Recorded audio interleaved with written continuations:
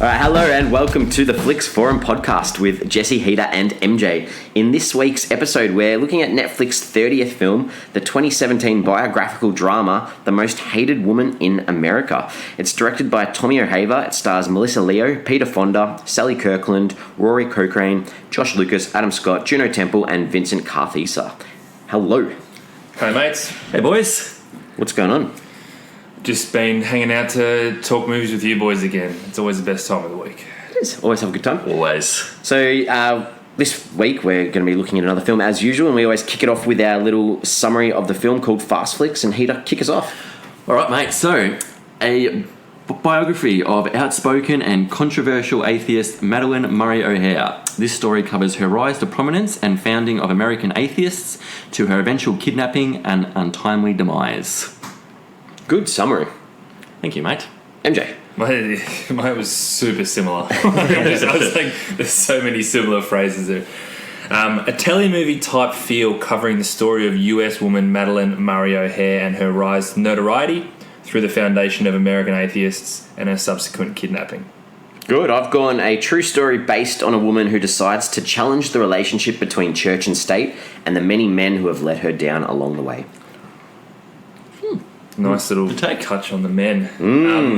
Did you guys know this story? I had no idea about anything to do with this story. I'd never heard of it before. Knew very little. You? No, not at all. And I imagine in America this would have been pretty big. And I think probably one of the appeals to making this film would have been that a lot of people knew the story and wanted to see the inside. How it all actually what happened? down. Yeah. No, I don't have a clue about any of it. I've seen it pop up. We watch a lot of crime on our Netflix, so it always pop up on things you may like to watch based on what you watch, and always just skimmed past it. So Yeah, okay. Yeah. No, it's all completely new to me. Yeah, same. All right, so we try and have a look at what we can learn about this film beforehand. So what are some things? Heater's favourite topic. Let's go do it. All right, so let's go. It premiered at the South by Southwest Festival in March of 2017. Actually, I think it premiered at March 14 and then was released on Netflix March 24. Correct. So pretty quickly, they got it out onto Netflix. So Netflix obviously picked it up from South by Southwest. Is that? Yep, I'm pretty sure. Yeah, I believe so. I believe, that's where it happened. And then just chucked it And straight on. Straight away. 10 days later, it's on. Filmed in LA as well? Definitely was filmed in LA, yes. There's a couple of little things. So in the credits, it was produced by Elizabeth Banks. You know Elizabeth Banks? Yeah. She does a bit of that kind of stuff. She does quite a bit of stuff now, yeah. Okay. Which I thought was quite interesting. Did you notice the logo for the film, the T and the hatred? I thought it was a nice design. It was like the T and the hatred for the logo it was like a cross. So it was like okay, yeah, that's cool. Yeah, I thought that was a nice little touch to go with the film. What else? Director Tommy O'Haver. Yeah. I am not that familiar with his work, but he does have 11 directing credits. I know a lot of the people we've spoken about on Netflix are pretty fresh, but he's done. Just lost my notes here, but Ella Enchanted. Yeah. So I've heard of that film, but I don't know why I've heard of that. It's got Anne Hathaway in it. It was pretty big when it came out. Yeah. Nice. He hasn't done anything before this since 2009 though. Okay. So it's like 8 years in between drinks for him, which was interesting. I thought some interesting things. So there's this character David in the story, and he's hired in the film as Madeleine's manager, and in real life he was hired as a typesetter and later promoted. So I thought that was a nice little different sort of thing. I guess it's always going to happen when you watch a film based on real life. You're going to change little bits and pieces. Kind of just cutting that step though, isn't it? Because he ended up being the manager, didn't he? He still ended up. Yeah. So just kind of cut out to make it a bit shorter. I think the writer as well, Irene Turner. It's their second writing credit after a movie that they did with the director Tommy O'Haver, so they've partnered with them for both their writing credits. So that's right. The other film that he did was An American Crime, and that was starring Ellen Page, and it got 7.3 out of 10 on IMDb from 30,000 ratings. So I've not heard of it. Yeah, I've never heard of it either. That's impressive though. It's a good score, 7.3 out of 10, so it must be alright. Great score. And you assume An American Crime has a similar sort of crime film to what we've got in this one as well. I shouldn't be saying this without knowing, so ignore me. The other thing I thought was interesting was that they made this big deal about that Supreme Court case in the film about prayer in real life, whereas prayer in schools had already been ended prior to her coming. It was more about the Bible readings than the prayer. So I thought that was... Do you reckon that was just easier for them to do? I get the... Like it's clearer, just like, let's be a probably. prayer as opposed to... And that was I think so. it was a real quick, easy scene, like straight into Yeah. school, had to go with the teacher, and that was sort of done and dusted. So I thought, that was... I mean, it's almost one and the same, though, isn't it? Prayer versus mandatory Bible reading. It's the same notion. It's similar. Very similar. Yeah. Just make it easy doing it that way for a film. So I think I looked at a couple of other things that differed from real life to the film, and obviously Madeline fired David in the film because he was just inappropriate and sort of became a bit of an arrogant pig and all that kind of stuff. But in the real life, she found out that he'd stolen $50,000 from the organisation, obviously fired him. And then David Waters pled guilty to the charges of stealing the money and he paid it back. However, Madeline O'Hare obviously was infuriated by the law enforcement's decision not to imprison him. And so she subsequently humiliated him by publishing his history of disturbing behaviour in one of the American Atheist magazine. Obviously, we knew he's got she found out about his background. So she published all that information about him in the magazine.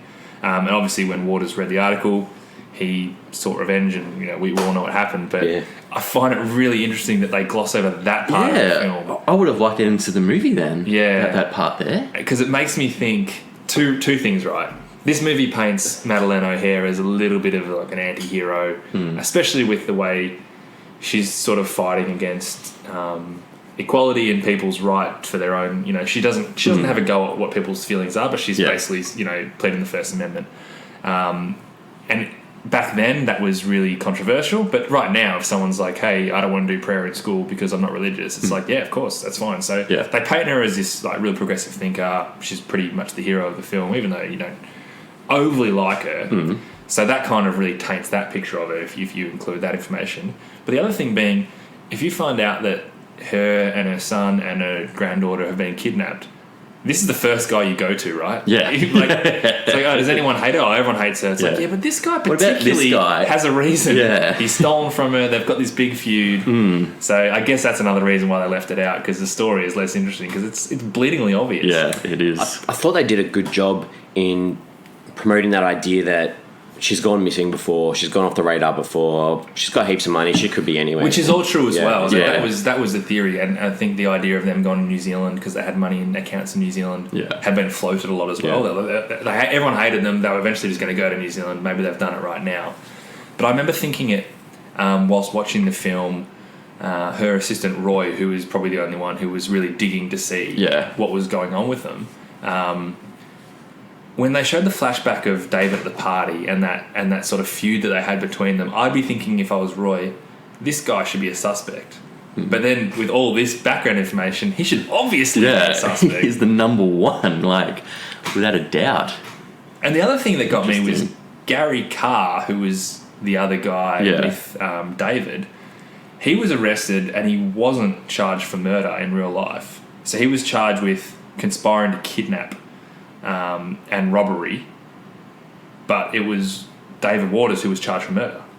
So in the film, Gary kills... He kills two of them, doesn't he? Yeah. I found that interesting as well, because I'm like, I want to know more about this Gary guy, because he's kind of the problem here. He's a nutcase. But again, I think in real life, David Waters must have just done it all, and Gary was just there. Or did he take the blame for it when Gary really did kill them? Potentially. Yeah, interesting. I guess we won't know that, but... A couple of little differences between the... Yeah, no, it's good. That one, I don't know why you'd necessarily change it. I would have put that in the film because, I mean, you kind of just think that the motivation is for money. Because you kind of... Like, David in the film is almost like, oh, you got unlucky that you hired this guy who was a bit of a hothead. Yeah. But in reality, that probably wasn't the case. No, I don't know. yeah. Just... I found it interesting because I actually enjoyed reading up on this afterwards, because the best thing was this is obviously such a really big story that I knew there was going to be lots of information about it. And I think my point that I said earlier about whether you guys knew the story, I think if I hadn't known the story, this would have been a lot more interesting, because I would have been like, what did happen behind the scenes with this situation? But at the time, I'm watching this movie thinking... I don't know about you guys. I thought they were going to get out of it. Like, I never thought they were going to die. Yeah, so I'm me too. watching this movie just like, Yeah. something happened. Like, I guess no one's really looking for you. You're just chilling in this house. When they got killed, that was a massive surprise to me. I was like, oh wow, like this is like a movie I'm watching. I assume that it's a happy ending. That the good guys get away. They win. Like it happens. Like holy shit! Like they're killing them. Which I don't think. Which a surprise that can be a good thing in a film. Yeah. But I think in this one it took away from it because it was very surprising. It was kind of boring before that. But I reckon if you had known they were killed, you'd be watching this going, where does this go wrong? Yeah. Like this is kind of working out really well. Absolutely agree. A lot of people who watched this in America though would know that they were going to die. That's what I mean. Yeah, That's true. Yeah. So they would have interpreted it like watching it 100%. Absolutely. Yeah. And I don't know about you guys, but I think that would have made it better. Do you reckon that would have been better? Do you reckon you would have enjoyed that more? It's a real tough question. I can see both sides of it. I liked watching it not knowing what was going to happen, just like in most movies, you like watching it not know. But for a movie, I guess like this, where it's based on a true story, and so a lot of other people know, I think it would have been cool to know kind of the ultimate end goal, so you know what's going to happen, and it's really interesting to see how they got there. So I can definitely see both sides as to. I think I only wanted to know that though because I was bored with it. Otherwise, I was just like, this is boring. Like. Nothing's happening to them. They're just going to get out of this. The journalist or whatever is going to find them, which was nice that didn't happen. But then I was like, I didn't enjoy 3/4 of the film because of that. Yeah. So I didn't dislike the film at all because this is our second biographical film after Barry. Yeah. I think certainly the second one off Netflix so far, and I had the same sort of feeling while watching it. Was okay. So it was more just a retelling of what had happened rather than trying to investigate and work out what was happening. They were just retelling the stories. And I guess the reveal was it was just going to happen as it happened. The difference between this and Barry for us is that we knew Barack Obama. So seeing him in a situation that we'd never seen him before was cool and interesting. Yeah. That was probably one of the best things about that film. So what about the consensus? Some of the thoughts from reviewers and audiences? Didn't go great. I don't think. Got a 40% on Rotten Tomatoes from 20 reviews. 20 reviews. It's such a small sample size. Yeah, 20 is bigger than a lot of the films we get. But then like the audience rating on there was 39% from only 237 ratings, which is quite low as well.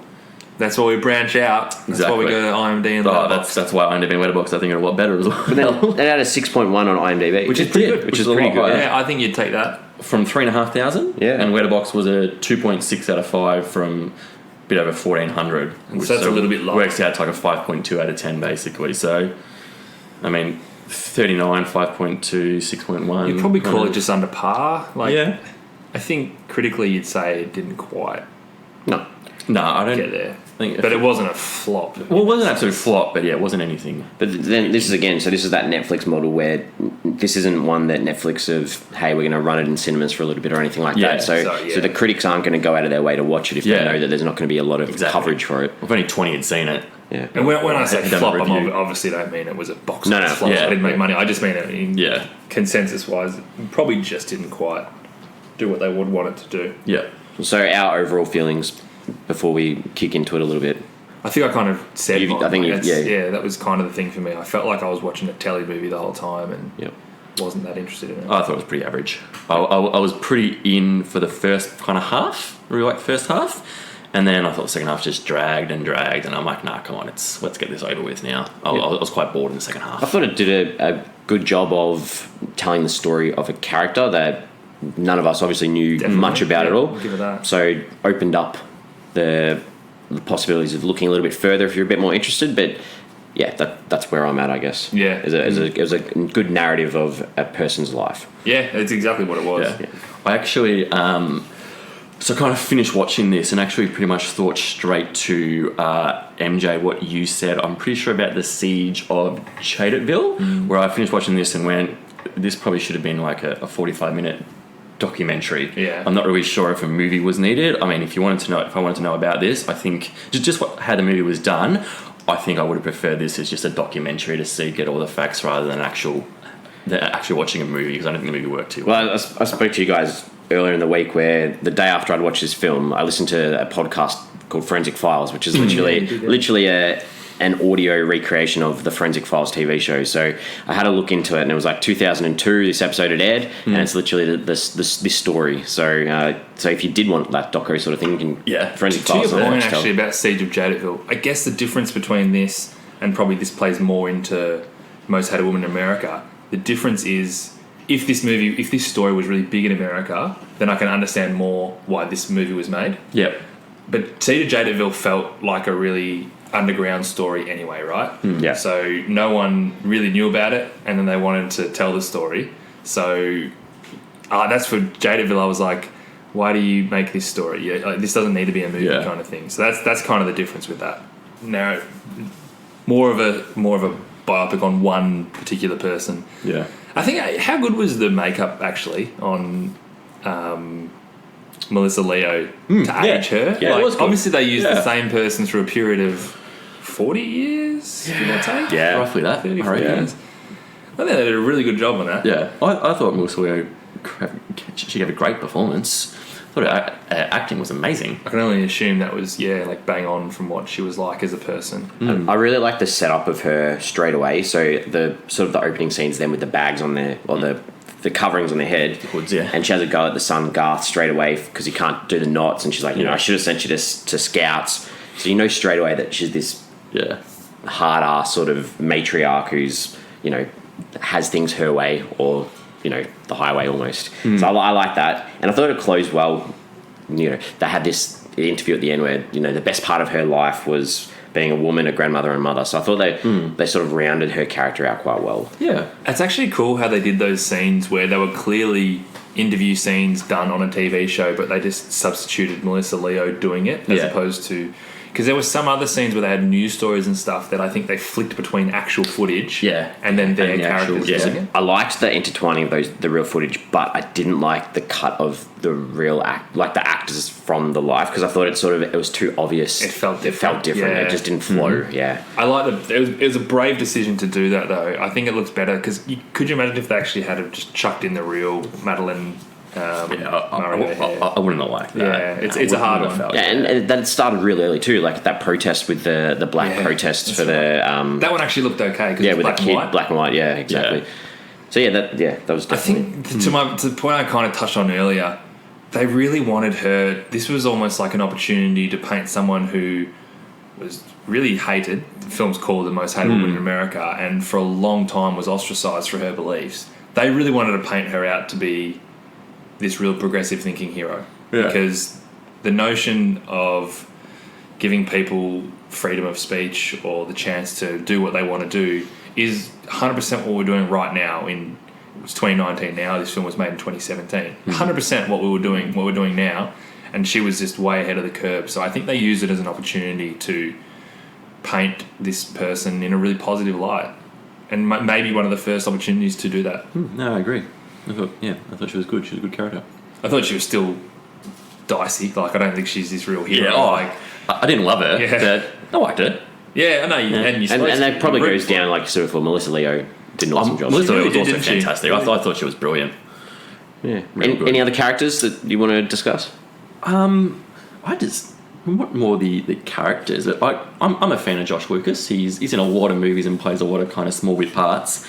Not sure I've seen him play the bad guy too often. I don't think they... And you know what? They made him like an okay bad guy too. Like, it wasn't until the very end when I was kind of... Because I think at one point in the movie he's like, for kidnappers, we're pretty hospitable or something, because he's getting them food. Like, he didn't seem that kind of bad, but I hadn't really seen him play the villain, or even if he's a villain at all, and I thought that was just really interesting. He's the guy in Sweet Home Alabama, yeah? Yeah, he is, yeah. Reese Witherspoon. Yeah, Reese Witherspoon. Yeah. He's the love interest. He plays like small roles in a lot of things, but I think he's in Red Dog. Times, Red Dog. Yeah. He's in The Lincoln Lawyer. He's good in The Lincoln Lawyer. I didn't like that criminal Danny. So you had the good criminal. The good criminal, yeah. I felt like they tried to make him good right near the end. So that was probably because of real life. Is that the kid? Yeah, the young guy. Yeah. And it was like, he's talking to Madeline. He's like, I'm going to Florida to see my kid. And they're trying to make him out. And I thought, this is real obvious now. You're going to die. They did it pretty late. They did it real late. I feel like they have that in like just so many movies though, where it's like kind of the young kidnapper who's kind of been just like he's been forced into doing this. But he's the one with a conscience and stuff. Yeah. And in real life, that's kind of exactly what happened. Is he built a relationship with Madeline, with all of them. Yeah. And they killed him at the end because they're like, no, this guy's he's gonna rat us out. Yeah. But you're right, that kind of felt really late. Because Felt really when they late. started doing that, I'm like, oh, he's going to like bust him out of there or something. Yeah. But I guess they were just like, oh crap, we haven't developed him into what actually happens to him. The role for me was Adam Scott as Jack Ferguson, the Juno. Yeah. That felt like a really nothing role. Absolutely. For someone like Adam Scott's a good actor, and he's got enough of a name to sort of lift a film. But I get the vibe that the journalist played a big part in the real story.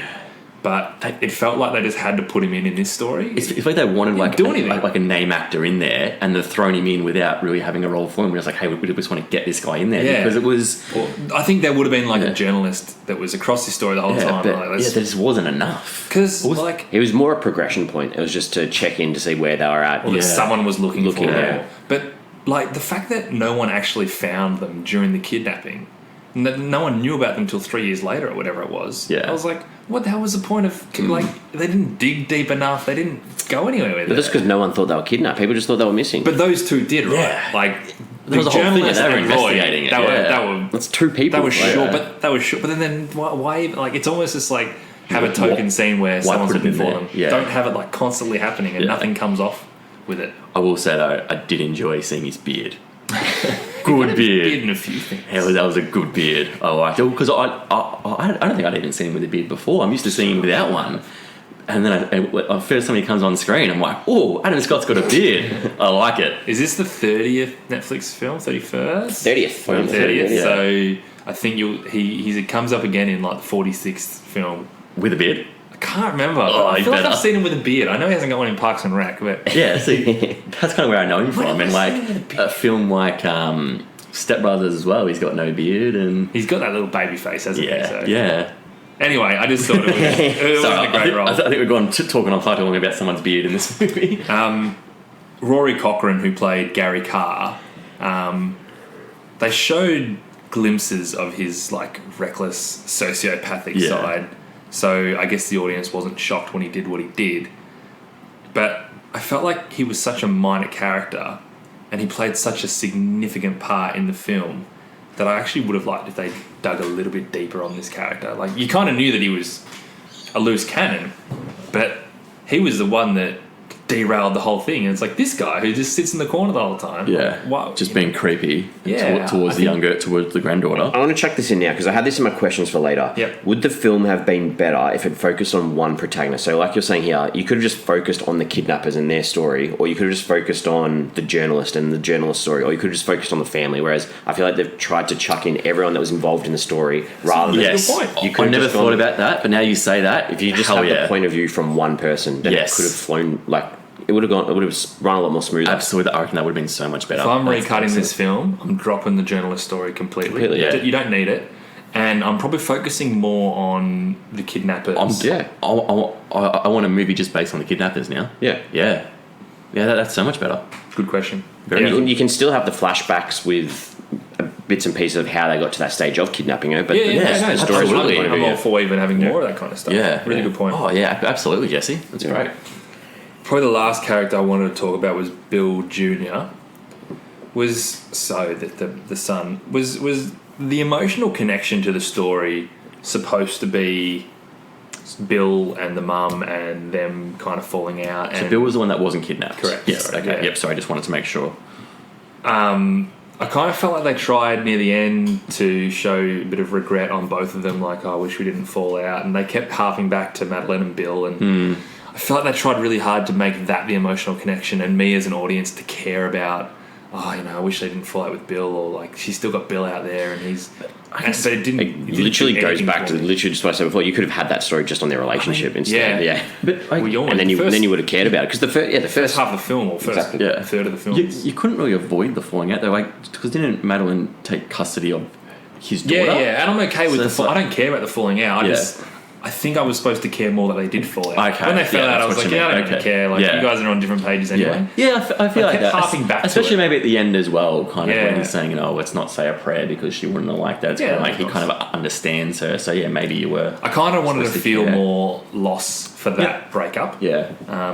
Because I didn't feel much in this film, and I thought they were trying with that. I'm like, I can see what you're trying to do, but I just don't think you're quite doing it. But then maybe I'm just wrong, and that was a plot point. I don't know.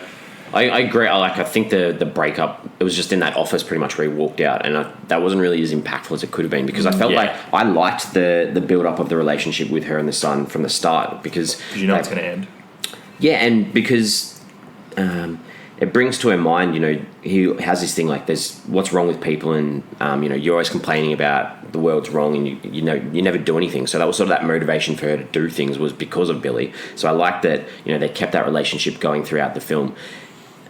But I thought that the way it was done was really weird, because when they go missing, the first thing Roy does is he goes and sees Billy in his office, and I thought that it was obvious, or they tried to set it up as if, I want you to think that Billy's a suspect straight away. Yeah. I felt like that scene with Roy and him sitting in the desk, it's like, we're setting Billy up to be the suspect. He's the one. So we've gone from them being kidnapped, and the first person we see next is Billy. It's like, here's an obvious thing we want you to think of him as the suspect the whole way through. Where I don't, like you're talking about, you need to focus more on their relationship rather with the mum, and not make him as the suspect the whole way through, because you're thinking the whole way through, is Billy going to turn on him? Until as soon as you see the kidnappers, he's not. It also sets up the fact that, because you see Bill as an older man, a man who's already fallen out with his mum, before you see the young Bill. Yeah. So that this relationship that they're showing between Madeline and Bill as mother and son that grows up, and they got the same ideas, and they grow up and they work together. That's never going to end well. Yeah. But they set that up straight away. Maybe if they didn't do that, and when they broke up, when they actually did have that sort of falling out, it would have more impact than going, well, I'm waiting for this to happen, I'm waiting for this to happen. I agree with that, I think we should have seen those early scenes first, not knowing how it was going to end. Because what a great relationship they had as mother and son. Oh, it was brilliant. When he was a kid. Yeah, because the reveal of the kidnappers was pretty slow, realistically. Like, you didn't, because there's a few cuts where it's like, you see they recognise who's kidnapped him, but they didn't show you the faces. So in my mind, I was still thinking, maybe this is Billy. Maybe this is Billy that's kidnapped him. So I've got that confusing thing through my head where I'm like, okay, we're going back. Billy seemed like he didn't want anything to do with working out where they were. So I'm like, is he guilty? Is he a suspect? Yeah, okay. And then just to throw it, sort of, that's where I was at. Talk about some scenes? Should we do it? Talk about some scenes. Talk about some scenes, yeah. All right. I thought the slow reveal over Madeline knowing who David was and how the family knew him, I liked that. I thought that was good with the slow reveal, but then again it goes in against... As in from the hoods being... Yeah, from the hoods being revealed, and then like working out how he worked for her, and that was good. That relationship. I thought learning more and more about David, because initially she's like, it's you, and we're like, who are you? Yeah, exactly. You're Josh Lucas, but who are you? Yeah. So maybe this story could have been better if it was just told in a linear way. That's so true. Just go from 1960s right through to the end, rather than cutting back. Or just tell the story of them being kidnapped. I don't care about all the stuff that's happening on the outside. Just focus on them, and if you've got a flashback for them, I'm cool with that. Yep. On that scene as well, I can't explain why I like this, but he takes off the son's hood first, and he's like, oh my god, and it cuts to Josh Lucas, and he just nods to him. And he takes off the granddaughter's hood. She's like, oh my god, and he nods to her as well. I really liked his nod to each one. I have no idea why. I cannot explain to you why. What kind of acknowledgement it kind of was. Maybe like, hey, it's me. Yep, I know you. Maybe it's kind of like, yes, if I hurt you, I'm not going to hurt you. Or I'm not sure like how it's supposed to be, but I really liked his nod to each one as they kind of went, oh my god. Because I thought that was Billy. Yeah, and they're nodding. I'm like, it's Billy. It's Billy. That's what I was thinking of. I like that nod from Josh Lucas. Yeah, good. What else? I like the opening scene. It opens and you've got three of them sitting there in a bed with hoods on their head. Straight away, I'm like, oh, okay, this is interesting. You've got three people who have been abducted and they're sitting there. I'm intrigued as to how this happened. So, I mean, as I said, I liked the first half of this movie, and I think that started because I really liked the opening scene because it got me intrigued straight away as to what was going on. Was that the opening scene initially, or did they have that empty house with the dogs first? They may have that. May have that. Maybe, they did, because I had that in my questions. The I wanted a Todd update straight away. The dogs were barking. Shocking. Shocking. So Todd was barking because initially you just hear the dogs. Yeah. And he hated that because he's like, where's this coming from? And then you see the dogs. It's like, oh my God, there it is. And they keep referencing the dogs. And the dog's like, yeah, they would have left the dogs. I'm like, stop talking about the dogs. Don't go back to the dogs because my dog can't handle other dogs on screen. So there's definitely... and you know what? He just didn't quite settle throughout the whole film because he kind of knew the dogs were never far away as well. Well, the dog was back at the end. You were sitting on the couch with Roy. I was like, oh, don't bark, don't bark. Oh, God. Yeah, this was a bad dog film. Anything else, Heath? I've got a few more. Yeah, if you want no, go. So I mean, we mentioned before the scene when Madeline goes into her son's school and yells at the teacher and tells her, you know, do it. She's not, you know, excuse my son from prayer in class. I thought that was a good and it was a funny scene. I like that. Good. I want to hear what you guys have to say. Do you want to? Yeah, do you want me to keep going? Yeah, keep going. Oh, You're on a roll here. You're on a roll, yeah. Fill us in. I liked I think it was the initial radio interview with Madeline, and you know she's talking about that stuff, and it culminates in her. She's getting out, and she's got the Jesus who's like, Jesus loves you, so does Santa, and then he shoots her. Yeah, I really like that scene as well. That was one of my scenes I did not. You like. didn't like it? The whole I really like the Jesus loves you line, and she just responds with, so does Santa. Kind of like that she keeps up that, you know, that thing of, you know, I don't care. So it was less about that part of it. It was more about the radio. So the radio scene, I thought the acting was shocking by everyone. She was fine. Yeah. The DJ or whatever who was there and the people calling in was awful.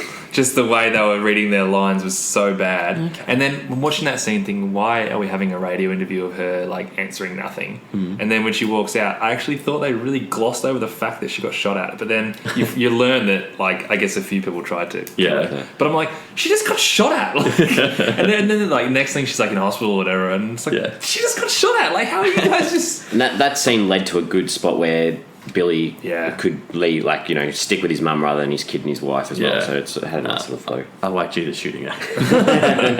It was good. My only other one was the end killing scene. It just got really intense. I guess also because in the second half of the movie I was bored. Like I got bored in the second half, and then it suddenly like climaxes with these guys just decide to kill them, and I was like, oh my God, this is intense. So that kind of just picked me up a bit more, and like, you know, I guess it kind of took it up a notch when I was kind of bored and needed something to bring me back up. I was like, oh, this is intense. Like, oh, what's going on here? Yeah. Cool. It was out of nowhere. It was, yeah. I liked the scenes with the Reverend and her doing the tour and making cash. I thought that was a nice little thing where, you know, he's having to go about making, like, you know, about money and that sort of thing. And then he's like, yeah, I'm happy to join. Let's you know, do this together. See, I wonder, obviously that really happened. Yeah. I wonder how many people knew how much of like because they paint that Reverend out to be a real like money hungry dick, and I wonder if he has that reputation or they just gave him that reputation. Yeah, because I'm thinking if you're watching this and you're that guy, you're not going to be happy. You're not enjoying this what the hell? Yeah. I thought the scenes with David and Madeline playing cards at different times was good. It sort of showed the power that at different times each of them had. So they had the scene where they're in the office at night and they're playing cards, and he says, I let her win because, you know, she had the power or whatever. And then you go back where he's got them kidnapped and he beats her. So I liked that card analogy of... Was it an analogy because it was actually explicitly explained though? Because I agree, as an analogy it's fine, but then he's just like, I let you win, now I'm winning. It's like, I know, but don't say I guess you didn't need it, but I liked that idea. I guess that's right. I wasn't a big fan of those card scenes. I didn't dislike them, but I thought that was just kind of... Be subtle. Subtle's fun. Just dragging it out. Like, come on, let's get to something more interesting than you guys playing cards. I enjoyed the drink, the Christmas drink sort of scene where the blow up between the two of them, where he completely flips. And I thought straight away I was like, wow, this guy's creepy. That escalated really quickly. And out of nowhere I was like, well, okay, you have quite a lot of bad energy. He was, straight onto that. So my note for that one, and I touched on it earlier, is it made him a painfully obvious suspect. And Roy, because they show Roy's reaction. He's at the party, right? They show his reaction to David acting like a psychopath. But then, like, who could have kidnapped Madeline? I have no idea. Oh, goodness. And towards the end, it was sort of the night of when they're all going to get killed. They're all the three of them. So there's Madeline, Garth, and Robin, and they're in the bed. And there's this high angle shot of them all lying there together as like this close knit family, and just sort of showed that. I tried to go back to that message of everything she does is for her kids and her family. We should have known, shouldn't we? That was going to be the end. Because that was nice. So. Well, there was a quite dramatic change in the soundtrack from that scene. As soon as like the granddaughter's lying in bed awake, the music just goes. I'm like, okay, I'll be honest. Gonna go when bad. she got up and got a drink or have something or whatever, I thought he was going to rape her. Yeah. So I was like, That's in my scenes, yes. Yeah. So when he killed her, because you don't see him kill her. No. They all Cuts just to black. It just cuts to They all black. just come out. They all just come out, and she's just a corpse, basically. Well, because it cuts to black and then it cuts to the news coverage goes to of another- of the disappearance or whatever else. So that surprised me, but I was making a point that I've completely Forgotten? Forgotten. That's all right. It's no stress. we might recharge that. So that's all I've got for standout scenes. Look at some forgettable ones. Well, just going on what MJ was saying there. So yeah, in the scene where the granddaughter comes out and I think she's getting a drink. See, it was a segue I was making. Yeah. And then you got Gary Carr, was it? Gary, yeah. Yeah, Gary. He comes up behind her, and straight away I just started feeling really uncomfortable. And I'm thinking, I really hope I'm not about to see a rape scene. Yeah. Like it just made me feel really uncomfortable. Going, oh no, what is going to happen? And here? I This is remembered not what I going was to be going to say. good. Why didn't she scream? Yeah, At that point, why didn't she scream? Because she knew that David and the other Danny, she knew that they didn't want this guy doing anything bad. Yeah. So she could have screamed. He'd been creepy to her before as well. And it's not like a first time being like, hey, what are you doing here? And they told him off for that. Like, pull your head in, mate. But I feel like there was some sort of noise because that woke the other two up. It didn't wake. Yeah, I think they woke up to her like body hitting the ground or something. Yeah. But at that Yeah, point, she when he's should've like screamed. behind her, he's not like quick or violent or anything. Yeah. Scream. They're all in this little kind of motel room or something. Like she screams, everyone's going to hear. Yeah. But yeah, I was just feeling really uncomfortable as he was standing behind her, going, "Oh, I'm not sure. I want to see what's about to happen." And cut to black. So Yeah, so I was glad about that, but it was still making me feel really uncomfortable. Going, "Oh, I hope we're not about to see what I think we're going to see." Cool. Anything else that I didn't like? you keep going. I don't really have any more standout scenes. It was just kind of the second half of the movie for me just dragged. Like I didn't really like anything in the second half because I was just like, nah, come on. I feel like I'm seeing the same stuff. Let's get moving. What's happening here? One for me that I struggled with was when they jumped to 3 years later. So obviously, they did that before we knew that they were killed. Yes. So it felt really jerky and out of the blue because obviously we didn't know they died, but it really softened the blow of what that scene we just spoke about could have been. If we had have seen them go, she's dead, now Garth's dead, now Madeline's dead, rather than 3 years later you're like, oh, no one's found them. You're like, oh, well, they obviously died. And I think that really softened the blow because I had no idea that they were killed. And then as soon as you go 3 years later, you're like, oh, well, they did. But they lost all that impact they could have had from that. And then they show the scene anyway later on about how it happened. And When they're interviewing him in jail, yeah, so I feel like that was a really missed opportunity. I don't know. Did you guys... It's tough because, they needed to tie up because Danny makes that phone call, sends that letter to this guy who the police are obviously interviewing 3 years later. Yeah. Is it his brother? I think it was his brother. Yeah. I guess they needed to tie that up a little bit, but again, that's probably what we're talking about. We don't need this out-of-joint cut where it's... They could have killed them, though. Yeah. They could have done that scene where they killed them and then gone... Create the tension, then 3 gone, years later. Because then I would have been sitting there like, whoa, they killed him. Yeah. But there's that also... It's like they're trying to play with your mind, saying, oh, maybe they still got away. No, but I think that goes to the point where they're expecting people to know the story when they're watching it. Yep. So they're trying to be a bit more creative about the way they tell the story. And as someone who doesn't know anything of the story, I think we missed out. Yeah, a little bit disappointing as a film, I guess, if the creators are thinking, hey, you already know this story, when Netflix is a worldwide company now. There's a lot of people that probably don't. Yeah, what are countries that don't? Yeah. I didn't like the scene at the end with Danny having to cut the bodies up as well. And then he gets whacked over the head with the shovel. I was like, I don't know. I guess they had to show him getting killed at some point. Yeah. They make him do all the dirty work. Yeah. Poor guy. Anything else? No, that's it. So what's the movie trying to say a little bit, I guess? I guess it was trying to say heaps of stuff, really. Too much? Too much? Yeah. I'd probably go down that one as well. That's not a bad point. I think we spoke about how they could have condensed things and told the story differently. Yeah. So I was trying to look at greed a little bit, like money. Everyone was, their motives, the pastor, Madeline was chasing cash. Absolutely. Siphoning cash. Cash. David's after cash. chasing money. So everyone's after cash. Lots of money. What did you think about this non-conformist thing that they tried to push throughout as well? So they tried to push, at the start they made that comment where when he was a real little kid, Billy's like, we're non-conformists, we don't follow what society does. I don't know if they did a good enough job of showing us that she was this groundbreaking sort of person. But that's the thing, is she wasn't doing it for the sake of not conforming. She was doing it because she believed. Yeah, like it was more she's standing up for her beliefs. But the title is the most hated woman in America. Did you get the feeling that she would, like, they didn't show that much hatred towards her? I didn't think she was that hated. But obviously she was. She got this nickname. So obviously there were things that, and they didn't show. I don't know. They didn't show that reaction from the greater public. I guess you had I think in that first interview before she's shot, you got people who were ringing up and who are abusing her. Yeah. But then at the same time, I'm sure there's plenty of people who are going, no, she's right. I agree with her. I don't want my kids to be taught religion in school because I'm not religious. So and all the hate mail that she got. Yeah, exactly. But I did like that letter she opened up with a poo in it. Yeah, she kind of frame it. Yeah. There was sort of the religious sort of side of things too, like atheism and the freedom to follow or believe in what you want to believe in. Yeah. And standing up for your rights, standing up for who you are. And this movie is obviously very pro standing up for your rights because they paint that as a very important thing and a very good thing, where at the time it wasn't a good thing. So it's almost like a bit of a dig at the way society was back then. Yeah. And there's also a bit on also kind of how far people will go. So like how far Madeline went to, obviously that relationship with her son kind of was gone. So from that money, how far those kidnappers were going to go, they ended up committing murder.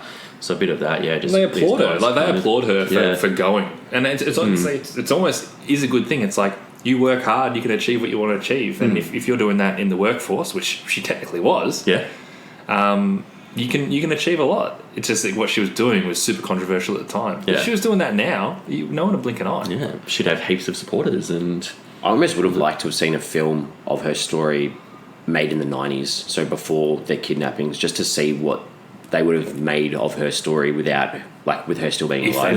True. Yeah. That would have been a real interesting sort of take on whether 90s is probably that period where things are changing a little bit, but they're still probably less than 50% of because there's still this constitutional rights thing in America that everyone, these First Amendments, you protect your freedom, your speech, your religion, but there were so many people against her taking her rights in those things. So it was really interesting. I spoke briefly before about power as well. This power between who is the most powerful sort of person. So it's all about who wants to be in power. Madeline, David, fighting. It's a weird kind of power though when you're kidnapping someone. It is. It's the most forced power, crude power. And it's almost like there's retaliation power from David, where it's 100% retaliation. It's not about He just wants to, If you look at the real life story, it's massively retaliation, I guess she retaliated first. Exactly. And also as well, like this theme of men as well, and I said that in my opening, that men betrayed her the whole film. There was not a man that didn't betray her at some stage, maybe Garth. And but even in bed, Garth at the end, she had to go at him for calling her names, and he called her a real bad word. Yeah. So even you could see that he'd let her down at times as well. Roy didn't betray her though. No, Roy true. Roy stayed true. Because she stood up for him being a gay black guy. He stayed true to her. That's a very good point. Very good point. And he kept her dog at the end too. He did. Yeah. Anything else from the film, theme wise? No. What do we take from it then? It's interesting actually chatting about that. This has been a really good discussion and a lot more of a discussion than I thought we would have on it, because to me I found the film generally pretty boring. I don't think it was a bad film, and I didn't hate it and I wasn't offended by it. It was just kind of happening on screen and I was watching it. But talking about it, I'm surprised how much I've got to say and we've all got to say about it. So that's because I didn't really feel anything from it, but it's been an interesting conversation. So I don't know if it's a good thing or a bad thing, because I'm sort of saying a bad comment with good connotation at the back of it. And that's also for me from this film as well, that we spoke about the structuring of time a bit, about the way it was set out. In my notes I liked the structuring of time better than Take the 10, but it still wasn't effective. Because they were similar. Take the 10 was all upwards, backwards, forwards. I like this more than that, but I still wasn't sold on this. Take the 10, did it really badly though. They kind of got confused with what they were trying to do with time. Whereas this was hilarious deliberate. movie. Yeah. This was really deliberate, and I think they just made some mistakes with. Not mistakes. I think it might have been more effective to me. Yeah. Everyone has a different opinion. That is fine. Exactly. Anything else we took from the film? Nah, I kind of said mine at the start. It's okay for really. Netflix. It's okay for a Netflix film. It's perfect. Perfect for Netflix. Yeah. All right, IMDb. We sometimes jump on IMDb to check out people, actors, actresses. I got lots in this one. Yeah, I had 2 for this one too. So I had firstly Rory Cochrane, who plays Gary Carr. Yeah, I had him too. So I had him too. He was my one. The first thing, have you guys seen Empire Records? No. No, I've You heard should of see Empire Records. It's excellent. And I picked him straight away. He's Lucas in Empire Records. But I've also recently watched Dazed and Confused, and he's Slater in Dazed and Confused. Okay. And then I didn't actually realise this after watching those two, but he's also one of the guys in Argo who gets into the embassy. And That's where I knew him from. As soon he jumped on the screen and I'm like, I know you. We're going to IMDb. Argo, you're one of the Americans that's hiding out in the Canadian embassy, and I can picture you exactly who you are in Argo now as well. Man. Yeah, he was mine as He's well. in a lot of stuff. I remembered him from CSI Miami. He was in that heaps. What a heaps great and heaps. show. And I looked, I'm like, oh my god, you are. Yeah. He was in the normal CSI as well, actually. He played that character. Yeah, he was in he played them all. Yeah, He's that was a good show. He's had a decent career for someone who's not that big a name. And I had my other one's a CSI one as well. The cop that walks in at the start when the dogs are barking and Roy's there. Yeah. The cop that walks in to he's from investigate, CSI as well. Jose Zuniga. Yeah, he's from CSI and he was in Law and Order a bit as well. Yeah, he was. Yeah. So a double CSI one. Yeah. I also had Roy. There's a movie which I'm pretty sure neither of you guys have seen because I did check your letterbox to see if you've seen it or not. And this is a movie I would highly, highly recommend, especially for you, Jesse. Yeah.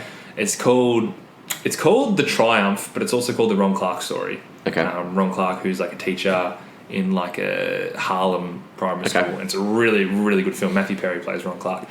But Roy is like the bad kid in that class. He's like he's like in elementary school at the time, and I recognise the face, and it's All right, I'll have to add that to my watch list. I highly recommend it. It's a triumph. film.